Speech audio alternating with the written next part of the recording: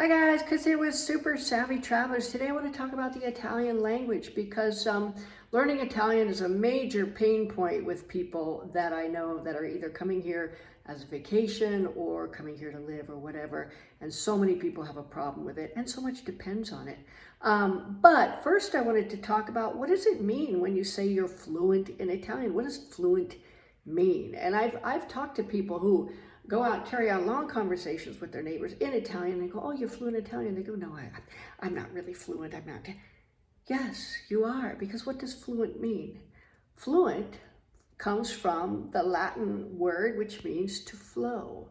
So if you can speak Italian in a flowing manner without a lot of stops and starts and that kind of thing, you're fluent. Now, it might be possible to be fluent in one area and not fluent in another.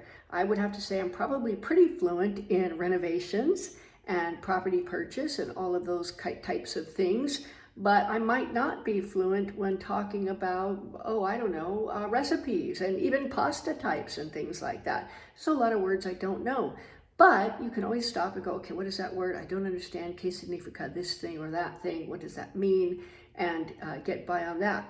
But if you can speak in a flowing manner and speak Italian like that in whatever aspect of life, I say you're fluent, because that's what fluent means. Now, good news. You know how I'm always yelling at you to learn Italian. You gotta learn Italian. You gotta learn Italian. And I never gave you the tools to do that.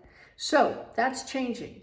I have created a course and I am working on getting it all recorded right now, because I was lucky enough to learn Italian, learn a foreign language when I lived in Brussels, and I had a brilliant teacher and he taught me how to learn a foreign language, and I just applied it to Italian, and I learned Italian, and I also applied it to Spanish as well. So Spanish, French, and Italian, everything comes out Italian now, but at one point I was pretty fluent in French in most aspects of life. Probably if I went back to France, I would be able to speak it again, but it comes out Italian now. My point is, there is a method of learning a foreign language that makes it relatively simple, relatively easy, and you know what to focus on. It's not learning a bunch of disrelated rules and whatnot. It's none of that. It's very simple. And right now, my course is out with the beta testers. I am dripping it.